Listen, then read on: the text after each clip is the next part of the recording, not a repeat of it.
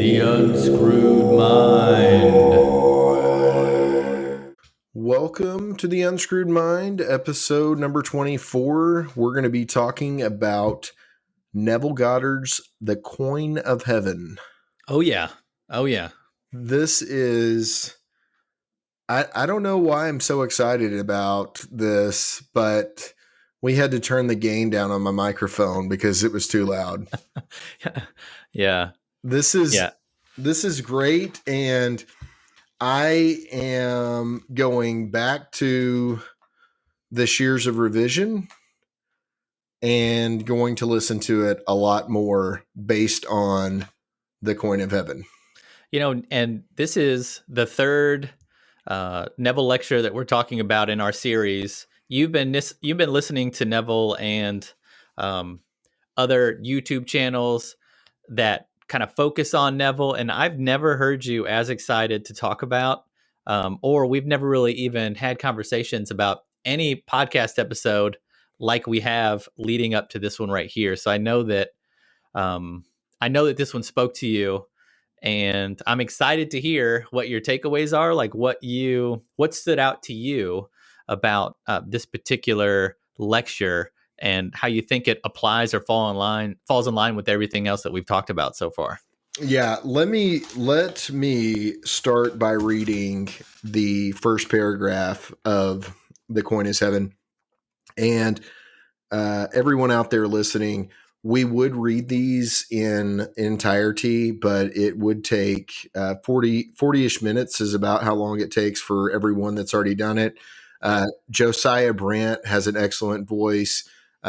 Brian Scott has a great voice as well.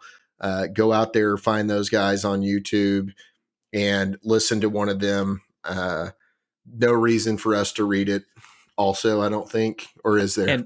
And well, one thing that I've always thought is when you're like, hey, this guy has all these subscribers and everyone listens to him and all he does is read, right? Yeah. How hard is it to just read? And then you try reading one passage and you're like, holy smokes. Yeah. This is some of the most difficult reading I've ever done in my entire life. I feel like I'm a third grader again, afraid that the teacher's going to call on me in class because I don't want to read in front of the entire world. So Matt's gonna read the first paragraph for us on that note, actually. Do you want me to read it? Yeah, go ahead. Because it sounded like you wanted to. Look at you. Nope, I'm gonna read it. You feel bad about it. No, I was just pulling it up so that I could read it. Okay. Go ahead. So you want me to start with this being my last Sunday for a year? Yes. Okay. This being my last Sunday for a year, I wish to leave no doubt in your mind of what I tried to tell you in the last 19 lectures. So I'm going to ask a question which you can silently answer yourself. Have you lived this life of yours in such a way that you desire to live it again? Well, if you haven't, you'd better listen very carefully to what I will say this morning. If you have not already started, for may I tell you, the next life is this life. When the eye is opened, you will see it, that man, unless he awakes and changes the tracks of his life, he walks them forever. So if you have not lived this life in such a way that you really desire to live it again, you start now to interfere with these tracks and laying new tracks. So 19 lectures across the year that Neville has given, and he is saying that you're living this life over and over again endlessly until you're able to break free from it. And throughout the lecture, the explaining of breaking free of it, I'm just going to make it a little bit short real quick, and then we'll dive deeper into it. But so he says to imagine everyone this is like from the pruning shears. So you're meeting people on a daily basis. You're in interactions. You're doing things yourself. Anything that you don't like about your day, or you would rather have it be different, you're going to use the pruning shears, change it in your mind until it feels as if that's what really happened instead of what you perceived is really happening. And you have the ability to change it throughout your entire life. You can go back to any day, and that today is tomorrow, with your thought processes. Basically, Mm-hmm. what you think today is what is going to make tomorrow. So you get in this habit and you want people that you see, people that you want to genuinely want the things that you want for yourself, for those people. And as you do that, you're in a garden. He's saying you're in the Garden of Eden, and everyone is there with you. Everyone is there with you, and when you water imagine everyone having a garden, and everybody needs water on it. Some plants are dying, some plants are doing great, everybody can use the extra water. So as you imagine the other people doing better, or getting the things that you want, or the things that you think that they would want, or the fulfillment that you're looking for, Mm-hmm. you're actually watering your own garden, because every time you water somebody else's garden, you're watering your own. And I don't know, it really struck a chord with me. And he talks about how you will be opening your third eye. What does he call it, Matt? The inner eye, I think, is what he calls it. Yeah. So, and I don't know if, how long you've been into looking into the third eye, but scientifically, if you like scientific stuff, Oh, yeah. the third eye has, or the eye that's between between your eyes, actually has rods and cones in it, just like a normal eye. You knew this?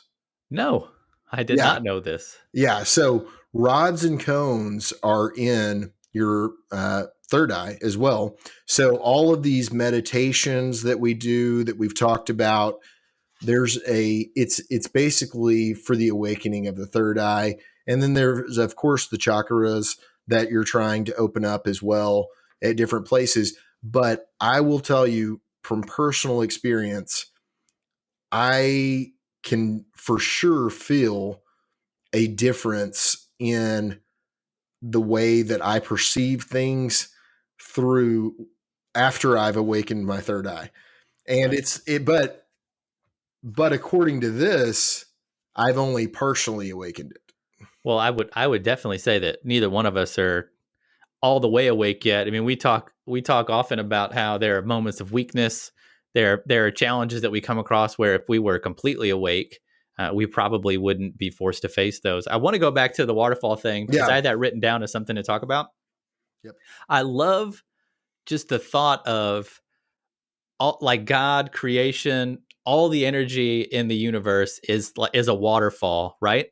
Mm-hmm. And because you are in control of your reality, you can be the focal point of this waterfall to change your reality and everyone in it. So when you talk about revision in this way, uh, after reading the pruning shears, I've been trying to revise people and events in my life. Folks that I know are going through things. I'm like, hey, let me revise this and put them in a better position. But it's really hard, especially when you're laying in bed about to fall asleep, to concentrate on their life and having it turn out a certain way and having all these actions go down. Like it's like it's just hard to hang on to that and picture it as fully as you would want to.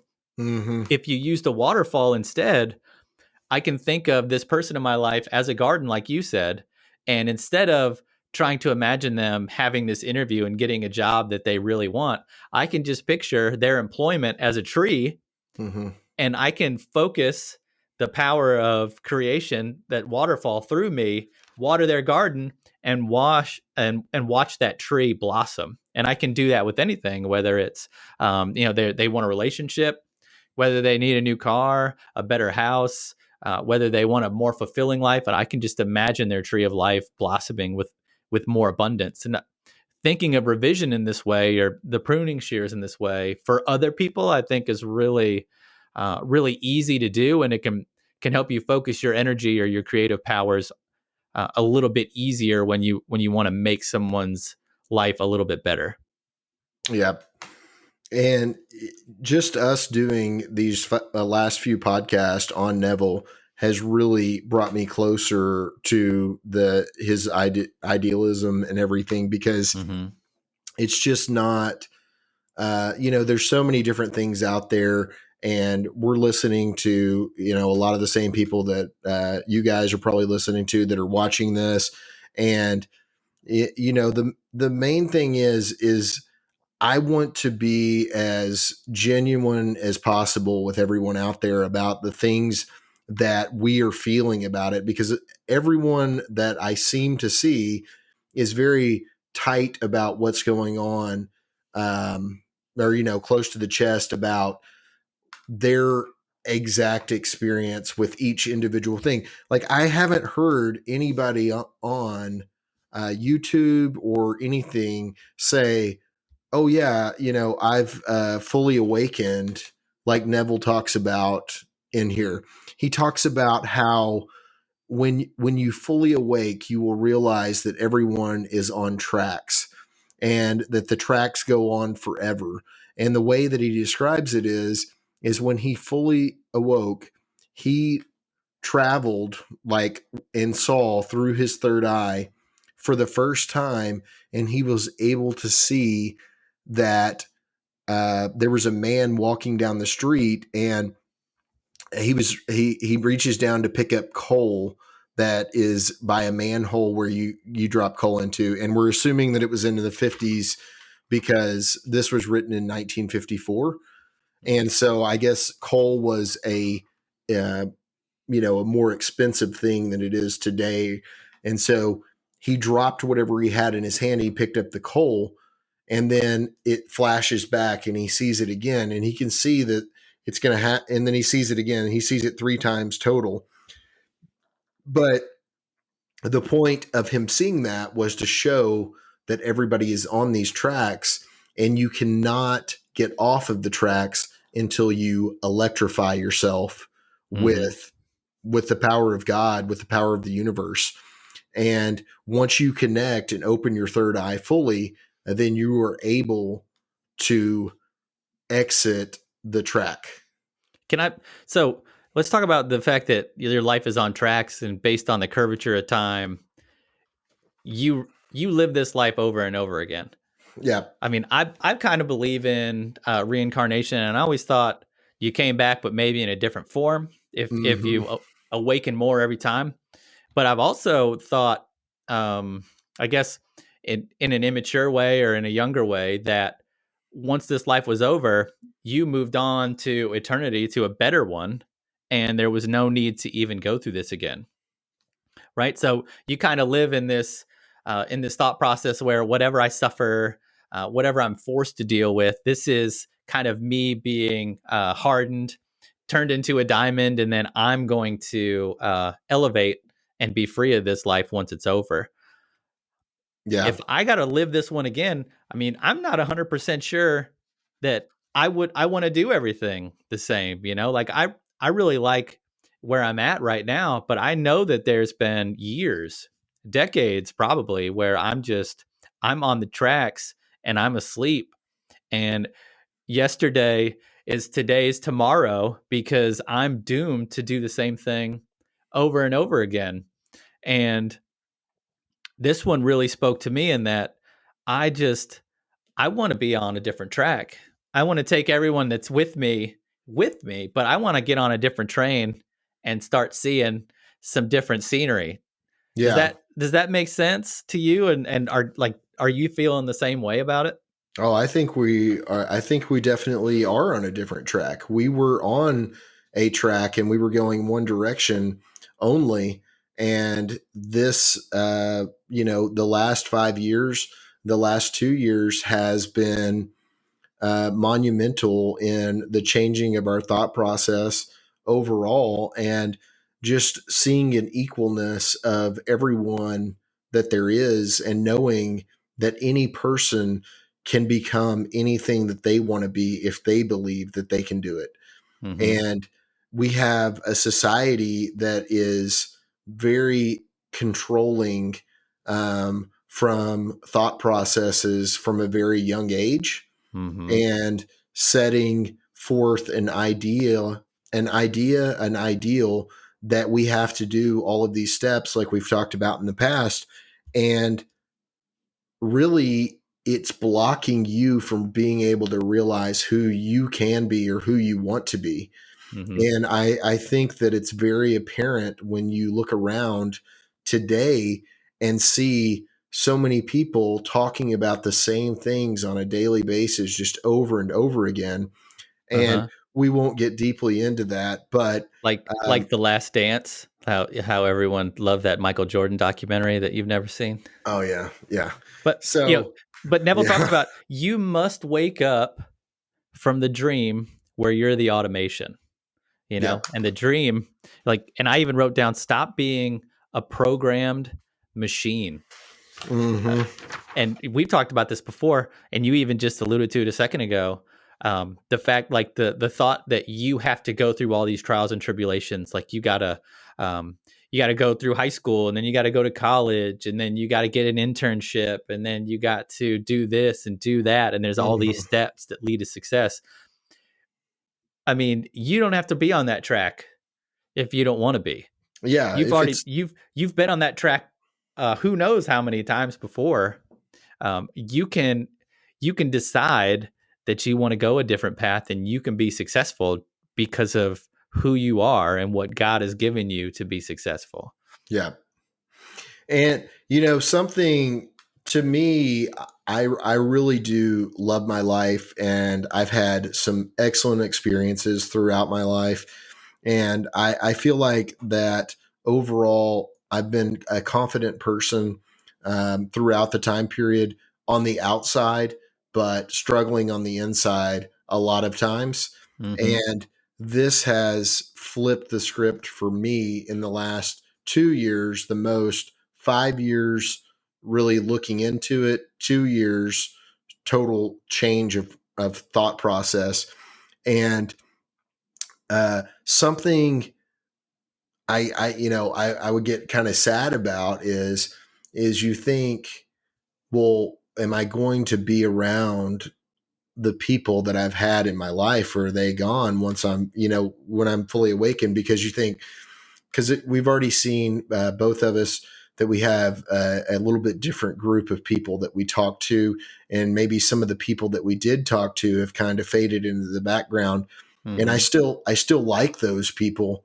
I mean, I liked them to begin with, but I feel that some of them don't like the more positive side of me as much as the more negative side of me, because it's Mm-hmm. kind of people kind of like to talk about things that happen negative to them, and other people enjoy that because it's in some cases making them feel better about themselves or building themselves up, I think, is part of it. Well, and they're in the same track too, right? Yeah, So they every time they see you, they want to treat you the same as they used to, yeah, but you're on a different track, and so I think hmm, sometimes that can make people a little uncomfortable. I can't say the same things I wanted to around you because you don't respond to them in the same way. You know. so the point of me mentioning that is, I'm going to read this little excerpt here. Let me see how far I want to go up. And I'll tell you, you know them more intimately than anyone you know in the state of sleep. So Neville is saying that right now, our awake is actually sleeping because we're not fully aware. And he said, there is not a person on earth that you know as intimately as those who have awakened when you awake. So there could be people That this brings up a great question for me. So, you know how I mentioned that nobody on YouTube or anyone has really spoke about how awake that they are or that they've seen this? Is Uh-huh. that only because I personally haven't been fully awakened, so I can't see those people? I mean, I don't know. Maybe, we talked about how in the past things vibrate on different frequencies, and until your frequency gets to a certain point, you they're not in your ability to see. In the Like you 369. you just can't catch it yet. And Yeah. it's almost like, when you awake to an idea, all of a sudden all of these people are in your uh, area of focus that have already had that plan or already think that way or already feel that way. So I think definitely you're onto something. And I don't know. I kind of want to be in a group of awake people. Like, how much Hmm. fun would it be to share these ideas with someone and know that they had these ideas years ago and they're years ahead, almost like a mentor Oh, yeah. um, on this spiritual plane. Yeah. The So have a just think about if the people that we respect today, the things that we're reading about, the people that we're watching, are not the awoken ones, and we're going as we raise our vibration, um, those people will come into our view. Mhm. And it Yeah. could show up out of nowhere.